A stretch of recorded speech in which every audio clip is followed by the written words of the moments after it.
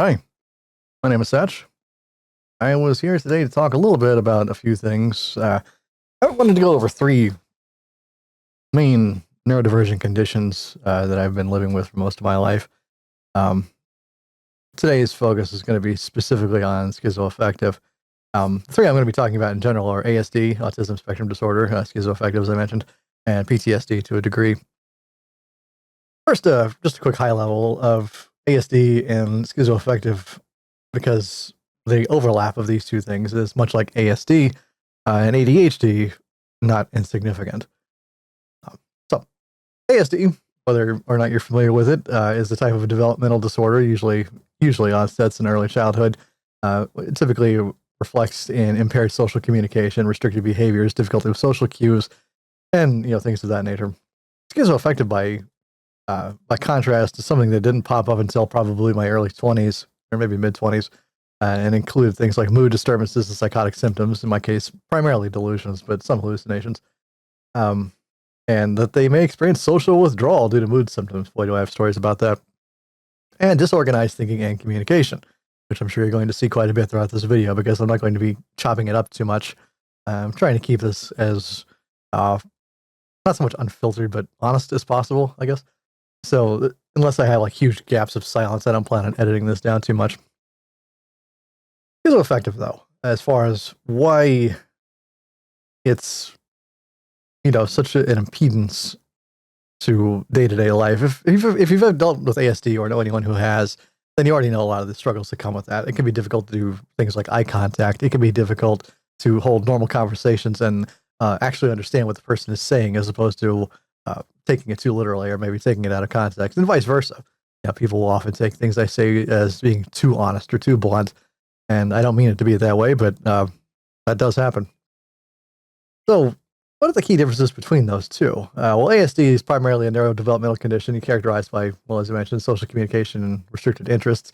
Schizoaffective disorder is mostly a weird mix of schizophrenia and mood disorders, which in my case, I'm the depressive type. They have very distinctive criteria, but there is some overlap there. In particular, let's see. Yeah, the social withdrawal, difficulty with empathy, and challenges in reading verbal and nonverbal cues. In my case, primarily verbal cues. Both can involve, issues with communication and emotional expression. As you've probably noticed, I tend to be a little bit more monotone than most people. I actually have to deliberately emphasize if I want to, emote any range other than what I'm doing right now. So, schizoaffective in particular has presented a real challenge to me professionally and personally because it's been difficult to explain to people what that's like, how it impedes what I'm doing day to day, and how it interacts with ASD and creates an even greater challenge there. So social withdrawal is probably the biggest one here because I don't really know a lot of people personally. What I mean by that is there's not a lot of people in my immediate vicinity that I know. I can count on one hand the number of people I know within 200 miles of me, and it doesn't get much bigger past that. There's certainly people online I know, but I'm talking about actual physical persons that I have met regularly or have had some significant interaction with in person, usually family, but not exclusively. There are a few friends I have who I've interacted with them more than once in person, and but none the worse for the wear for it, so it does happen. But primarily what happens is people, I think, misread what I'm about a lot of the time. I'd love to be social with people, but it's difficult when I don't always know if they're being literal or not, or if the tone that they're using is intended to convey that they're upset or being silly or things of that nature. It's much, much easier for me in written communication because most people tend to go out of their way to emphasize their mood in their writing, whether they realize it or not. Whereas in person, they tend to rely far more on physical cues, on more tonal cues, things like that, not just word choice. So that presents a real problem for me. In fact, it presents such a problem for me that I have worked the last 15 years remotely, 100%. I haven't had an in-person job since 2007. And that didn't end well. That ended very badly. I had a psychotic episode on the floor, and they politely asked me to get help and leave. which I did. So, yeah. So when I try to explain, especially to prospective employers, what I mean when I say schizoaffective can appear at times and sometimes unexpectedly, it's this kind of thing I'm talking about. Emotional outbursts, especially verbal outbursts. I've had my fair share of verbal outbursts that have been made worse by other things, but um, they can be highly aggressive and completely unintentional. You ever wonder what that's like? It's a lot like if you're sort of driving a car, right? And you know where you're going, you're on the road, you're doing whatever. And then all of a sudden, someone grabs you by the back of the neck, throws you in the back seat, jumps in the seat, and starts driving for you. You can watch them, you could yell at them, but you can't really stop it.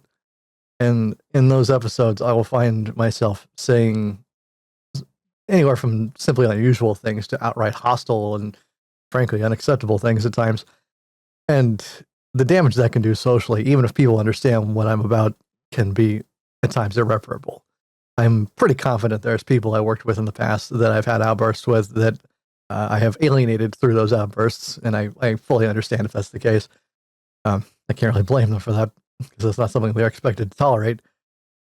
But I find that in these cases, the surprise is what always gets me. I try to warn people that I can have, a mood episode or a thing like that, and it can throw me off for anywhere from a few hours to a few days or longer, depending. And a lot of people I've talked to about that, they nod, they smile, they kind of give an affirmative, but they don't really understand what I'm saying until they see it. And then when they see it, they're so put off by it that they won't talk to me anymore. This is much easier to cover up online when I work remotely because I don't have to worry so much about, whether someone picks that up in the immediate instant that it happens or anything like that. But it does still happen. It does still appear. It does still disrupt my life significantly. I could talk a bit more about ASD, but I feel like that's a topic that's been worn to the quick by a lot of different people in a lot of different videos. I'm what you would call a level 1 type autist, or person on the autism spectrum, rather, right? And what that basically means is that I can, to a degree, mask it, but also I still okay. The way it was explained to me is I struggle significantly less than, say, somebody who's level 2 or higher, but significantly more than anyone who's not ASD to begin with at all. Compounding that is schizoaffective disorder because it exacerbates or even aggravates certain things that ASD presents normally. Social difficulties and withdrawal and extreme focus on specific topics are only made worse by that alienation. So, very often, I don't talk to anybody. I can go through my entire day without seeing a single soul, without saying a single word. And that's just how the day goes. I'd say those days are more common than not. But I gotta say, it's sometimes it's hard to explain. I wish I could explain. Like, audio hallucinations are very simple to explain to me because I know how they work. A lot of people I've seen who try to say, like, oh, I hear voices. Like, they don't really understand what that means a lot of the time. It's not a voice in my head. I'm not hearing a monologue. It'd be like someone speaking directly into my ears at point blank range. And they could say anything from just like yelling my name to a phrase or something unpleasant can happen. But it's something that I literally hear. As I understand, the way that works is that the audio processing center of the brain essentially shorts out and somehow gets crossed over the subconscious. So you start to literally hear your subconscious.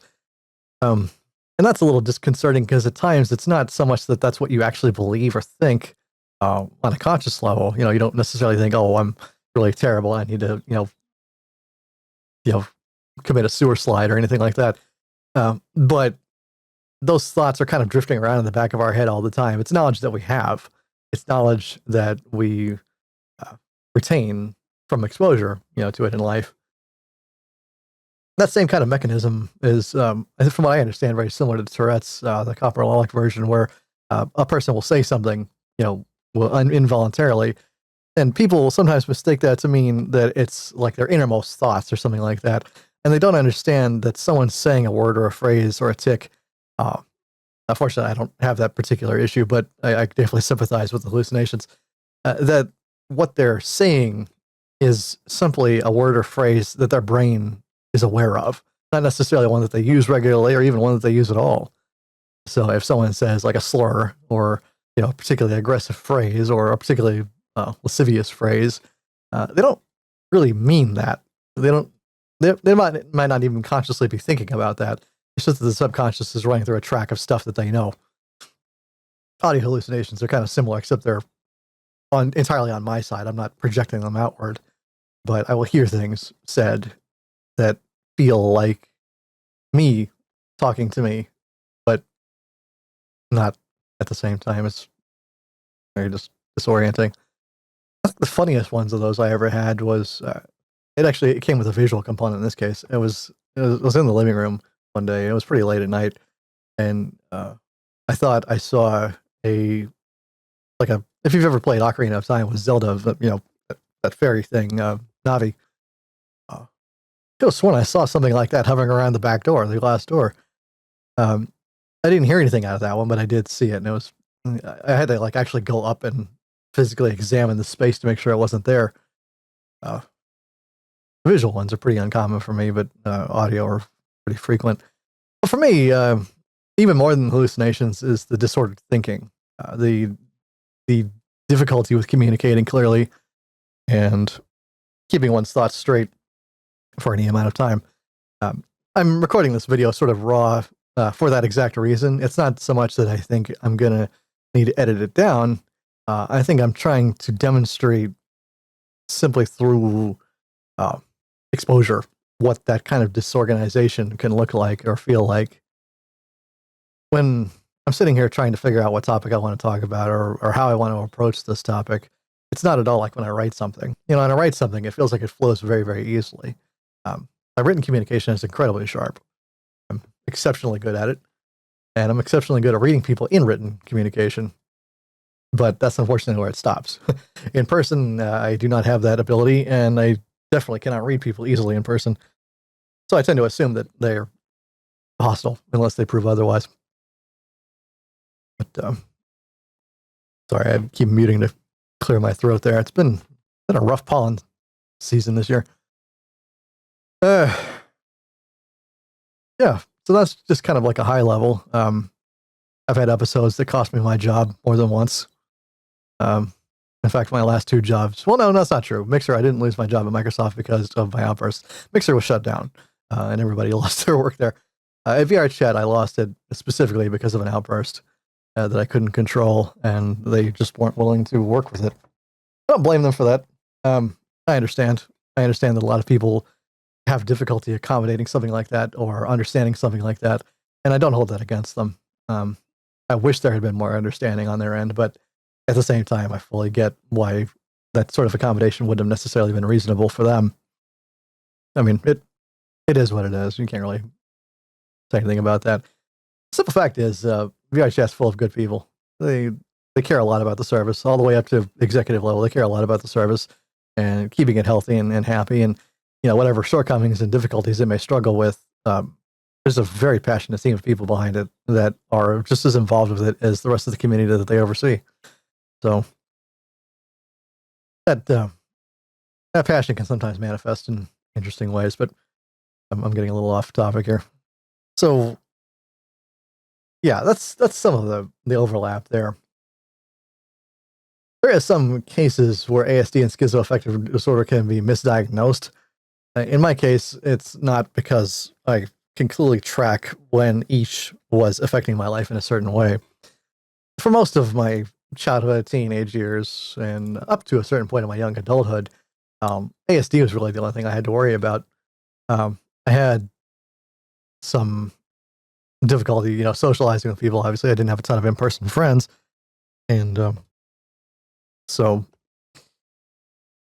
I didn't have a lot of opportunity to refine my ability to socialize in person, frankly. But things like that, my really weird focus on Star Trek when I was a kid, especially, I mean, I still retain that to a degree today, but that's a whole other topic. The thing is, though, the schizoaffective didn't really spring up until probably in my mid-20s. And that was a period of my life where we were going through some incredibly rough stuff. We lived in a very bad area of the state that was not, it was visited more frequently by criminal elements than police. And you just kind of learn to keep your head down and stay quiet because that's what you had to do to get through the day. That whole experience lasted about 10 years for us. And it was, at least the way my psych doc seems to think, it may have been the primary, if not only, cause of schizoaffective disorder popping up for me.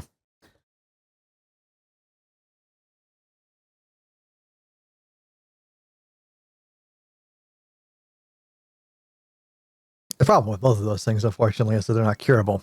ASD is obviously not curable, and I don't think a lot of people on the spectrum necessarily see it as as something to be cured, as much as it is just a different form of brain wiring. Like the way I've always looked at it is, it's a lot like different car engines or different car models that are designed for different things.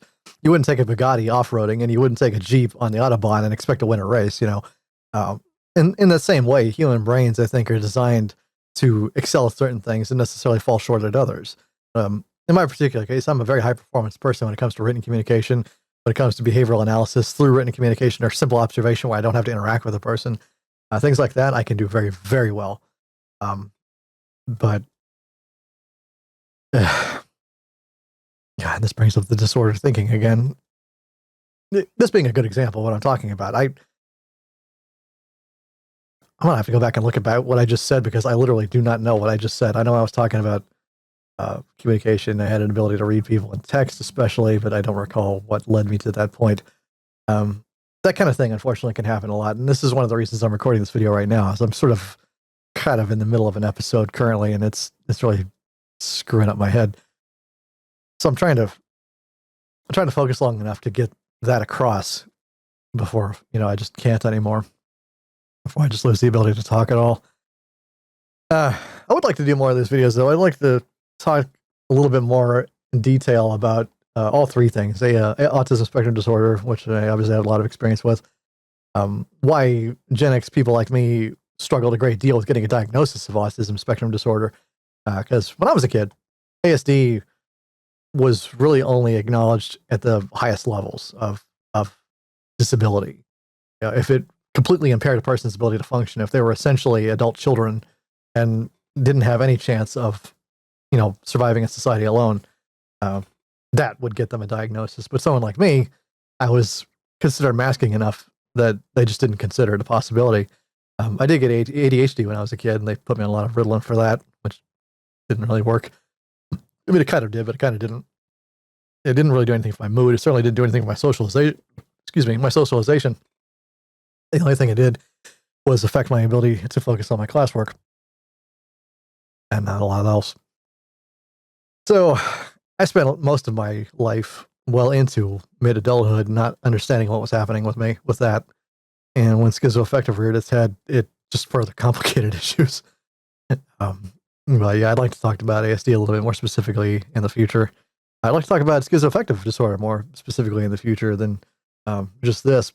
And the way I'd like to do these videos, and PTSD too, the way I'd like to do these videos is to have each of them include stories of examples of what I mean. So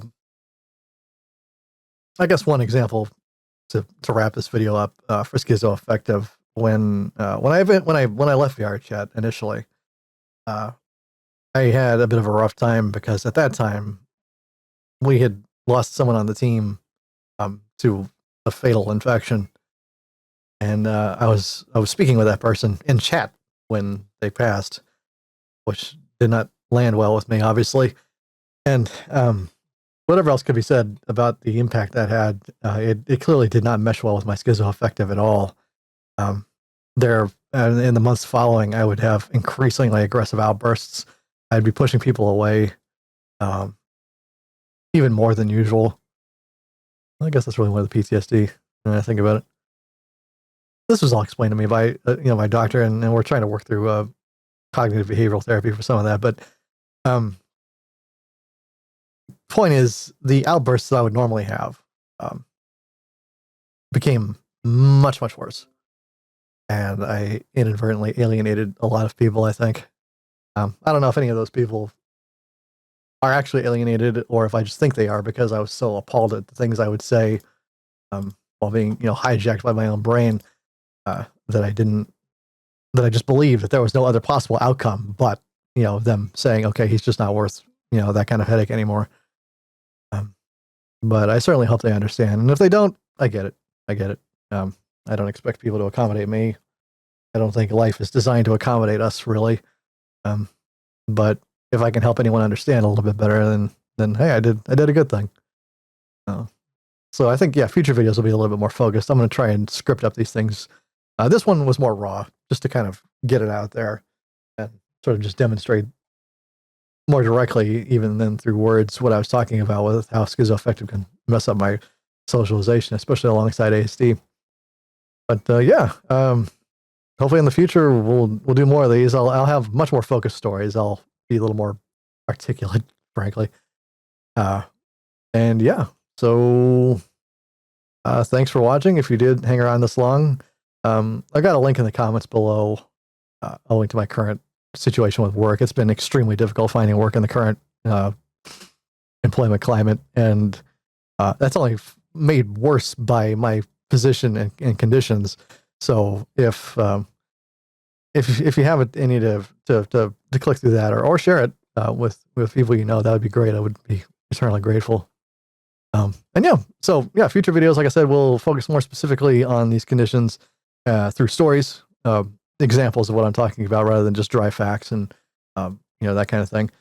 And I hope it helps. It's I think helping me a little bit to talk through it, and I hope it'll help others too. Here, thanks.